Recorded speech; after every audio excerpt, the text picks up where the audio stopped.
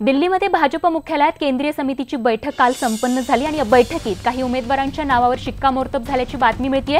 यामध्ये मुंबई उत्तर मध्य मतदारसंघातून पूनम महाजन तर मुंबई उत्तर पूर्व मतदारसंघातून किरीट सोमय्या यांच्या नावावर शिक्कामोर्तब झाल्याची माहिती सूत्रांनी दिली आहे। बैठकीमध्ये अनेक उमेदवारांच्या नावावर शिक्कामोर्तब झाल्याचं कळतंय। काल या ठिकाणी महत्त्वाची भाजप केंद्रीय समितीची बैठक पार पडली आणि ज्यामध्ये अनेक उमेदवारांच्या नावावर शिक्कामोर्तब झाले आणि कदाचित उद्या उमेदवारांच्या या अधिकृत यादीची जी घोषणा आहे ती जाहीरपणे होणार असल्याचं कळतंय। तर ज्या उमेदवारांच्या नावाची खरं तर चर्चा होती त्याच उमेदवारांच्या नावावरती शिक्कामोर्तब झाल्याचं कळतंय। तर कालच्या या केंद्रीय समितीच्या बैठकीत नेमकं काय झालं आणि अधिकृत जी मतदारांची यादी आहे ती कधी घोषित होणार याविषयी प्रशांत लीला रामदास आमचे प्रतिनिधी अधिक तपशीलवार माहिती देतात। प्रशांत, नेमकं बैठकीसंदर्भात काय तपशील आपल्याकडे?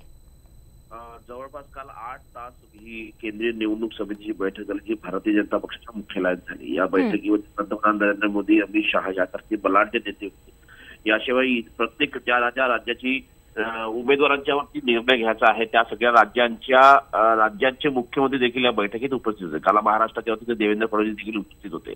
महत्वाचं म्हणजे या बैठकीमध्ये जर बघितलं आपण तर बहुतांश नावांवरती चर्चा करून त्यांचा निर्णय घेण्यात आलेला आहे। त्यामध्ये अनेक उमेदवार जे आहेत जसं आपण उल्लेख केला किरीट सोमय्या असो, पूनम महाजन असो यांच्या नावावर जवळपास निर्णय घेण्यात आला। सोबतच हंसराज अहिर चंद्रपूरचे आहेत आणि केंद्रीय खास करून असं गृहमंत्री आहेत, केंद्रीय गृह राज्यमंत्री त्यांच्या नावावर निर्णय झालेला आहे। नितीन गडकरी यांच्या नावावर निर्णय झालेला आहे।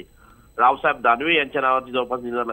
एक महत्वाचं म्हणजे ज्यांच्या जे निवडून येण्याची क्षमता आहे त्याच उमेदवारांवरती निर्णय झाल्याची शक्यता व्यक्त केली जात आहे। आणि सोबतच बहुतांश जे वर्तमान खासदार आहेत त्यांच्या नावावरती पुन्हा एकदा शिक्कामोर्तब करण्याचा प्रयत्न कालच्या बैठकीत झालेला आहे। पण अंतिम निर्णय जो झालेला होईल तो पंतप्रधान नरेंद्र मोदी आणि अमित शहा या दोघांच्या बैठकीनंतर घेण्यात आलेला। कारण की आपल्याला माहित असेल काल बहुतांश बैठक झाल्यानंतर जवळपास अर्धा तास नंतर अमित शहा आणि मोदींची एक वेगळी बैठक झाली। त्या बैठकीमध्ये काही नावांवरती निर्णय घेण्यात आलेला आहे।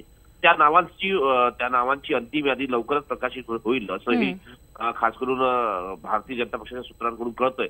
पण बहुतांशामध्ये भारतातील जवळपास 12 राज्यांच्या उमेदवारांच्या नावावरती निर्णय झालेला आहे ही महत्त्वाची बाब आहे। अगदी, त्यामुळे ज्यांची निवडून येण्याची क्षमता आहे अशाच उमेदवारांना पसंती देण्यात आली असून त्यांच्याच नावावरती शिक्कामोर्तब झाल्याची माहिती मिळते। प्रशांत, वेळोवेळी अशीच अपडेट आमच्यापर्यंत पोहोचवत राहा। तुर्तास धन्यवाद या माहितीसाठी।